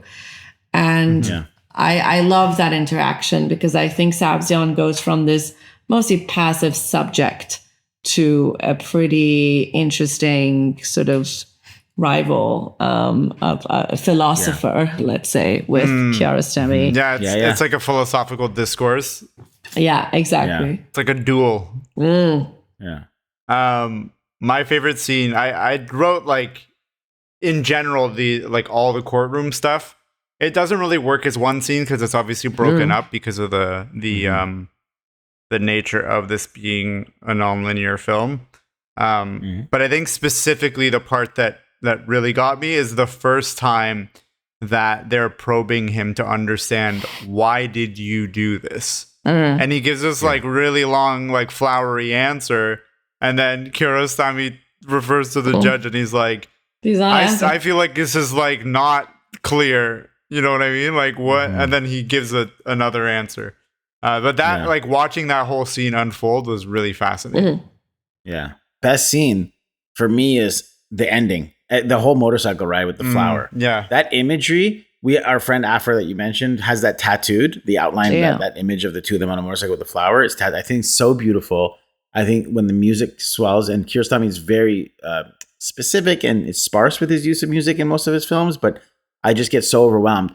And honestly, like my favorite moment, it's probably the hardest laugh in the film, is when he gets back to the door now with the new Sabzian, his real self. He's like, it's Hossain Sabzian. It's like, who? He says, Hossain Sabzian. And they say, who? And there's a brief pause and he's like, Makhmalbaf. And the audience erupts in laughter. And he's like so ashamed to say that too. He's so ashamed. He says it and then he breaks down crying. Yeah, it's beautiful, and I think like everything leading up from that motorcycle ride to that moment is my favorite, because it culminates in like this. It's one of the most perfect endings to it. 100%. I think it is the most. Him meeting his idol, like giving to hug him. He breaks down and cries when he hugs Makhmalbaf. And the way Kiarostami is such a master of restraint, the way he holds back, the way you can't properly hear it, because the image is really doing all the work, the way he's leaning on Makhmalbaf, the way he breaks down when he first meets him, how Makhmalbaf is like, hey, come on, tries to like encourage him and give him respect, and it's just so tender and so cute. He's like, sometimes I don't even want to be Makhmalbaf. That's what he's like. It's really, really it's very sweet. So I really want to hear the like unedited audio of their conversation. I think it's been tossed out. Yeah, I don't even think it exists anymore. Probably not. I mean, like, I don't mean I literally want to go out and find this. Yeah, that's true. Yeah. Makhmalbaf knows Tara, you should ask him. Yeah, ask him. Tell us what he says. Let's go to Damn That's Poetry. I'll go first because it kind of ties into what Tara just said, but it's like but it's during the trial, and it's the first time he sort of admits, he's like, it was very difficult for me to play the director. And I think it's at the same time, in terms of it actually being physically difficult, he's just like, he goes, they gave me their attention and respect before no one else would have ever obeyed me like that, because I'm just a poor man, because I pretend to be this famous person. They would do whatever I said. برام مشکل بود که بتونم بخش کارگردان اونجا برای اونها بازی کنم و با در نظر گرفتن این نکته که اعتماد به نفس به من میداد، مورد احترام قرار میگرفتم، مورد تفقد قرار میگرفتم، به من احترام میگذاشتن از طرف کیا، هر چی که میخواست از طرف خانواده، هر چی که میخواستم میدادم به اصطلاح. And I almost feel like part of that difficulty comes in this idea of like, in portraying this, he's also seeing how much respect he doesn't have in his life. Yeah, totally. Like it almost pains him to play this guy, because he's like, it's quite awakening. Like he's like, it's difficult for me to play this guy, because once I play this guy and I see the respect they're giving me, I'm realizing what I don't get in my real life. Yeah. It makes that void feel even greater. But that to me is the moment I'm like, I think he's a victim of circumstance, and totally. I don't think he's this corrupt man that the family wants him to like believe that he was out there burgle his house. I think he got a taste of dignity, and I think what human cannot appreciate that you get a quick taste of dignity for the first time in your life, and you find it addicting. You want it more of it, So that's my favorite quote in the film. Solid. Mine, I have a few runner-ups. I almost picked the Rumi one, but I'm like, I mean, that's technically not a quote from this movie. It's Rumi's quote. Yeah. Should I give it as like a runner-up, or should I just give mine? Nope. Just give yours. Wow, so rude. You could give your Rumi. Sure. Go ahead. I just think it's worth mentioning the Rumi one. Sure. When he's in the courtroom and the judge is asking, do you want to take back your charges on the man? Do you want to drop the charges? And the son says, no, he put our family through a lot, all this stuff. And then Sabzian responds, he says, when spite comes along, art dons a veil, which is from Rumi. And the second part of that poem, not included in the film, is 100 veils arise between the heart and the eye. I thought that was really beautiful and a very good placement in the film. But my number one favorite quote is the last morning that Sabzian spends in the house. He wakes up and the host says, I hope you slept well. And he says, I didn't. And he says, it wasn't very restful. And he says, no, I didn't sleep at all. He says, I'm really sorry. You slept one night in our home and it was a sleepless night. And then he responds, it's natural to be sleepless when you lay in another man's place. امیدوارم که دیشب بدخواب نشده باشه آقای مخملباف. چرا؟ بد خوابیدین؟ دیشب نخوابیدم اصلا. خب من متاسفم که تو خونه ما شما یه شب خوابیدید و من بدخواب شد. نه خب این طبیعیه. اگر کسی جای کسی دیگه بخوابه بدخواب میشه. I was like, yo, that was great. Because it's clearly he's talking about what he's doing, you know what I mean? Yeah. So I thought that the other man's place is Makhmalbaf, not the bed. Yeah. Great. Tara June. I don't know. Quotes? I don't know. I think I might just go with that back and forth between Kiarostami and Sabzian about, it's like, okay, so why did you want to be a filmmaker? And he's like, I didn't want to be a filmmaker. I want to be an actor. خب حالا فکر میکنی که به عنوان یک بازیگر توانایی بیشتر داری برای بازی یا به عنوان یک فیلمساز؟ آگه توی نقش یک فیلمساز رفتی؟ من جسارت نمیکنم اما علاقه به بازیگری بیشتر دارم. I really enjoyed that moment. Iranians love to talk in poetry and in analogies and metaphors and just being vague all the time. And I love that Kiarostami is frustrated by this and is like, can you just tell me, like, what the hell, you know?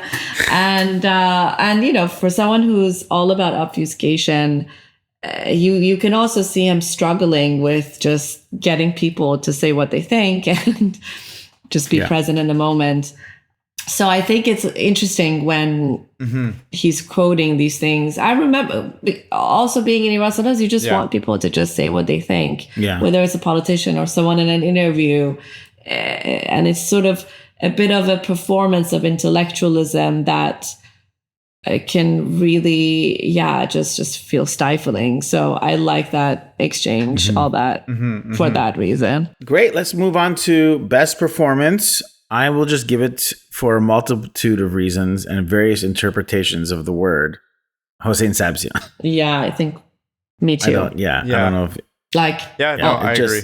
Yeah. Like in every version of that term, performance. Exactly. Yeah. Festival of Cons. Nothing. I don't have any cons. I don't either. Great. Let's move to double feature lineup. If you were scheduling a double feature in a theater, what movie would you pair this with? I have an obvious one. Yeah, I think the one I have, I feel like at least one of you probably has it, is probably The Cyclist by Makhmalbaf, because it's the film that's the backdrop of this entire film. Yeah. But I would also say Close Up Long Shot, the Muslim Mansouri and Mahmoud Shohrollah. Yeah. Those should be a good double feature. Yeah. Do you have something else, Tara? Yeah, but it's a Makhmalbaf. I have Salam Cinema. Yeah, that's a good one. Which is... Great. Yeah. Because it's also, Makhmalbaf exploring some of the same themes of what cinema makes us do, who we become when a camera is It's about performance, because it's basically this long audition setup. Yeah. Mm-hmm. Anyway, Salam Cinema is also, again, beautiful and tender and cruel, and it's very different. And it's also nice to see Makhmalbaf actually in action.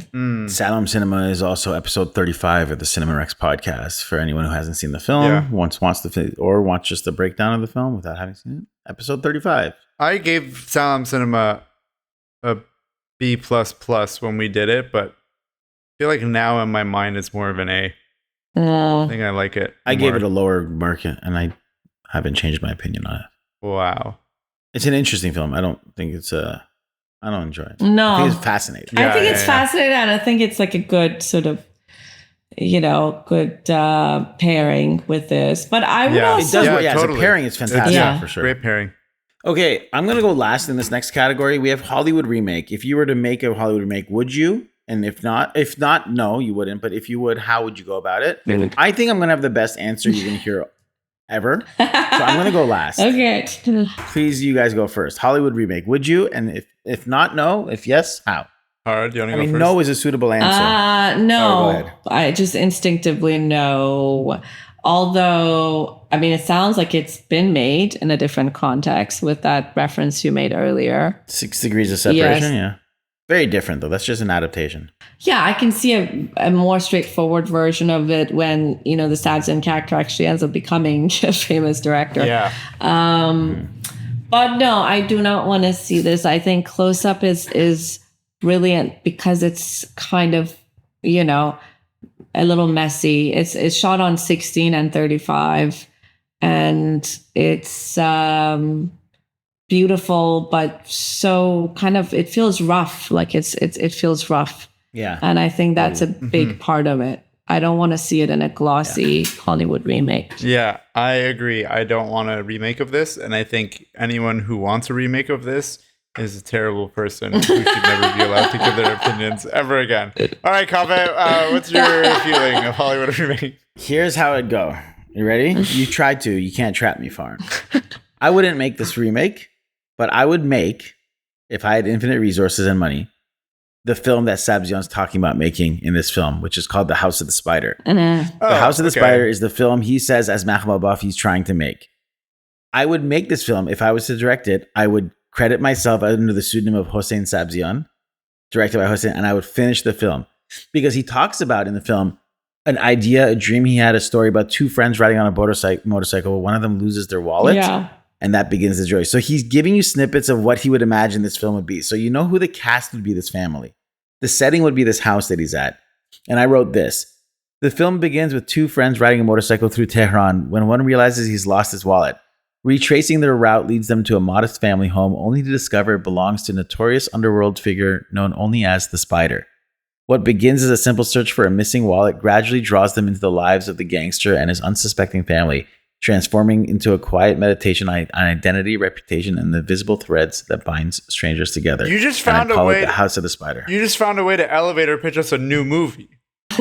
That's not a remake.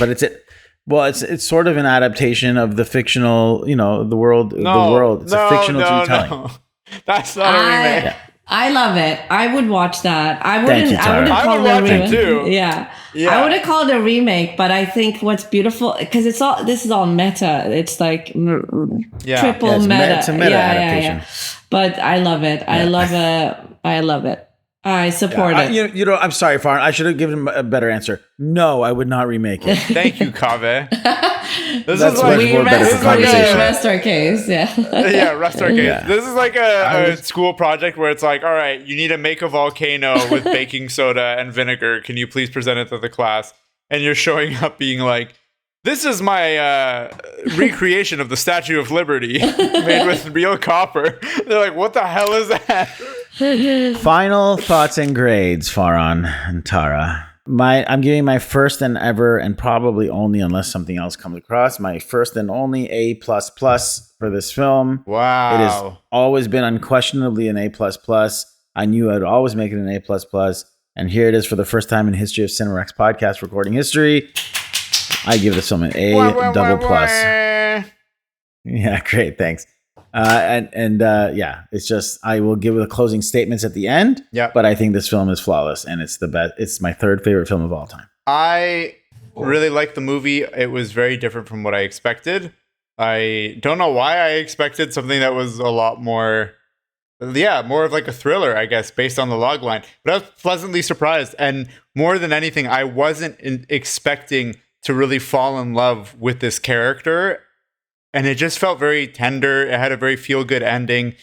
And it very much felt like the culmination of a lot of what Kiarostami had been doing before this and after this, even with how he played with that hybridity of cinema and reality, of fiction and nonfiction.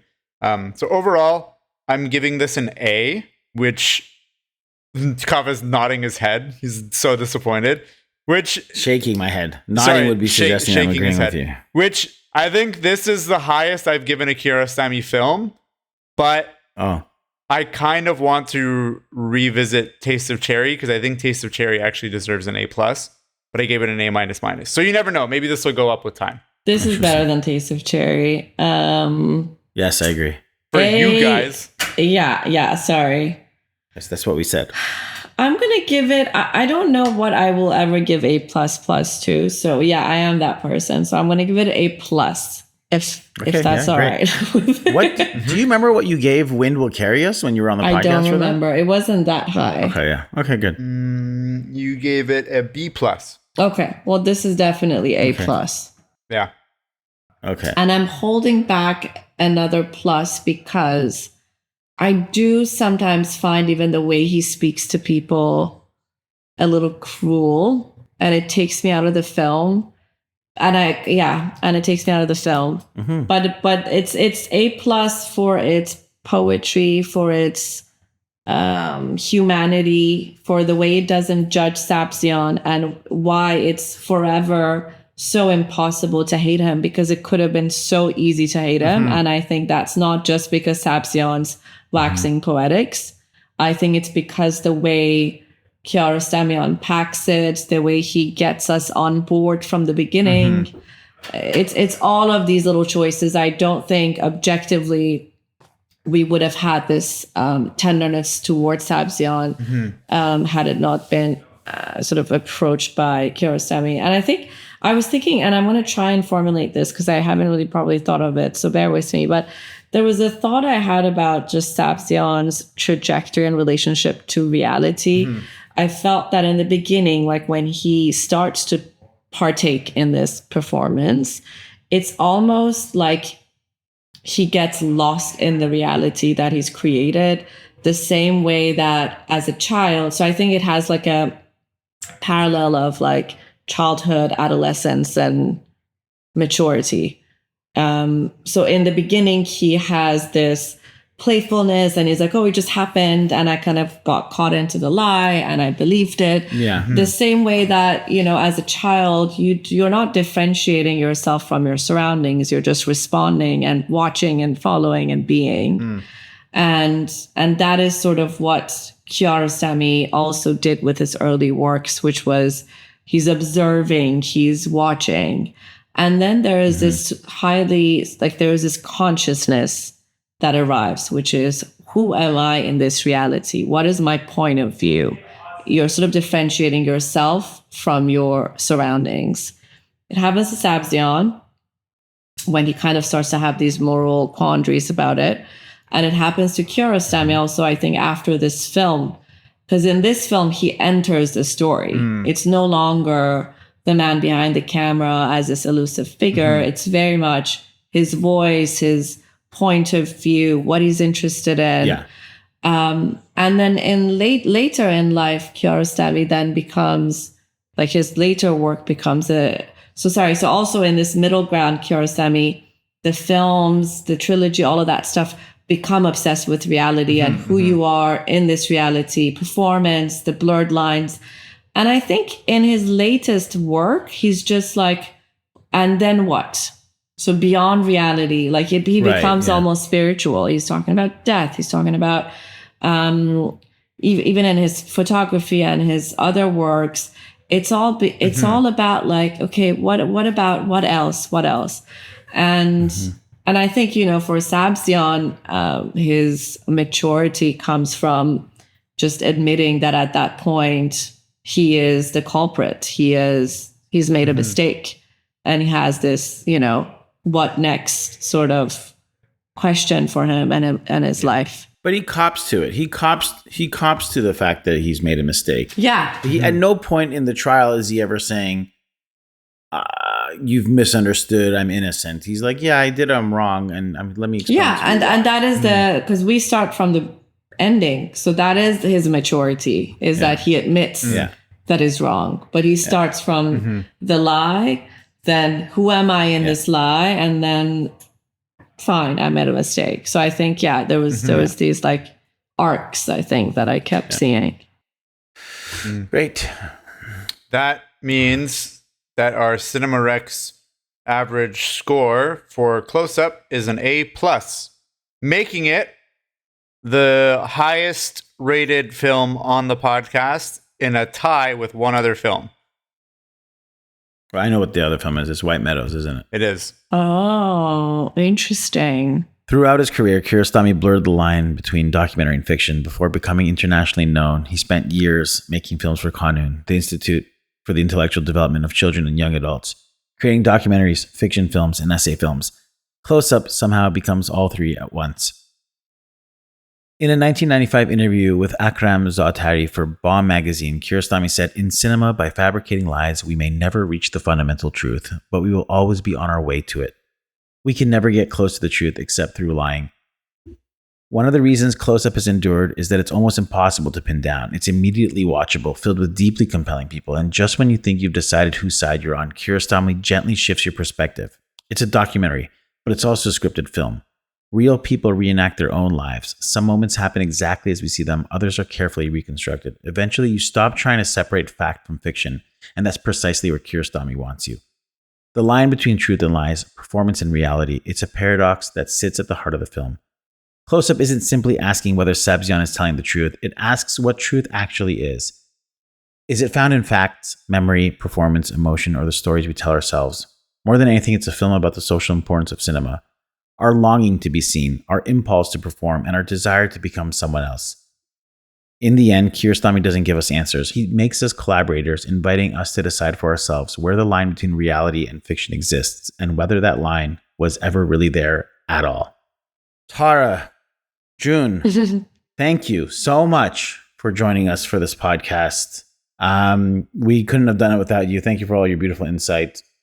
Please let us know what Makhmalbaf said on the motorcycle ride with Sabzian. Off the record, on the record. Tell us again, Empty Your Pockets can be seen where? You said it's going to be on Short of the Week, which is an online platform, I think in a couple of weeks, middle of July or end of July. And thank you so much for having me. Thank you for coming on the show. Yeah. Thank you. Any excuse to watch this masterpiece and think about Kiarostami, but also look through his eyes, as minimal and imperfect and beautiful as it is a pleasure. So thank you. You always have a spot here. Anytime you think of another film that we haven't covered yet, let us know, and you have an open invitation. Thank you. I'll take you up on that. Farhan, June, thank you for joining us for this podcast. It's always great to have you as a guest. Thank you for inviting me, Kaveh. It was really wonderful being on this illustrious podcast. I've been a fan for a long time. Great. Also, it's great to have your insight and input. Thanks to Hot Docs for screening the film and for inviting us to do the introduction. Support your local theater. Support Hot Docs. To all you listeners, thank you for tuning in and listening. We hope you enjoyed this deep dive. It's one of our longer episodes, but well worth it. Well earned, well deserved. And to everybody else, Be'omid Didar. Khodafez. Bye. Bye. Music for Cinema Rex was written and performed by Sohail Sadinejad.